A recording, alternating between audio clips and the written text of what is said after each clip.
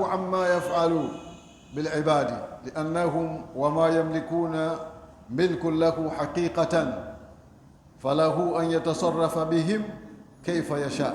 La yus'alu subhanahu,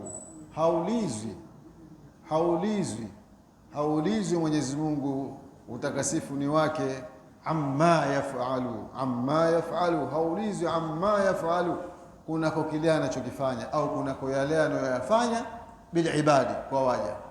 Mwenyezi Mungu Subhanahu wa Ta'ala kila tunachokiona anachokifanya kwa waja, ikiwa ni kizuri, ikiwa si kizuri, ikiwa ni chema, ikiwa si chema, ikiwa cha kufurahisha, ikiwa si cha kufurahisha, ni kwamba Mwenyezi Mungu Subhanahu wa Ta'ala yeye haulizwi kwa nini kafanya hili, kwa nini asifanye vile. Mwenyezi Mungu Subhanahu wa Ta'ala haulizwi hilo. Kwa nini?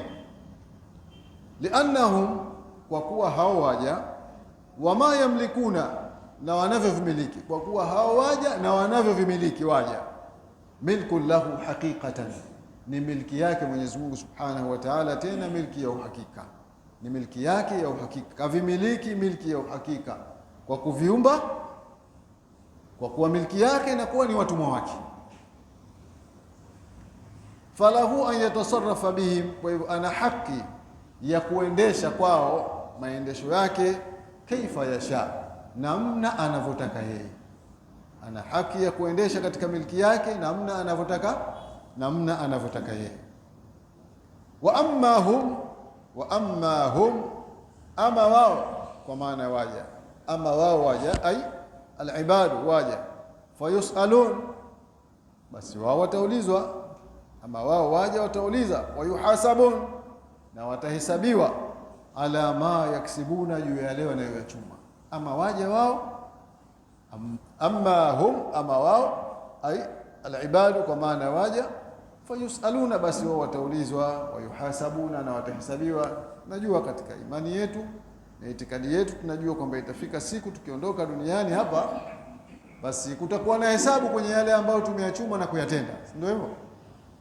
Kwa hivyo wao watahesabiwa ala ma yaksibuna, juu ya yale ambao wanayachuma. Na hilo kwa nini? Kwa sababu sisi tunaye wa kutuamrisha na wa kutukataza. Ametuamrisha na ametukataza. Ikiwa tumeamrika kutekeleza yale aliyotuamrisha, maana yake tumefaulu, ndio hivyo. Na ikiwa tumekwenda kinyume na yale aliyotuamrisha, maana yake tutakuwa tumefeli. Mwenyezi Mungu atuhifadhi. Kwa hivyo sisi ndio tutaulizwa, lakini Mwenyezi Mungu Subhanahu wa Ta'ala yeye wa kumuuliza hakuna, kwa sababu anaendesha maendesho kwenye milki yake. Waja ni wake na ulimwengu wote ni wake Subhanahu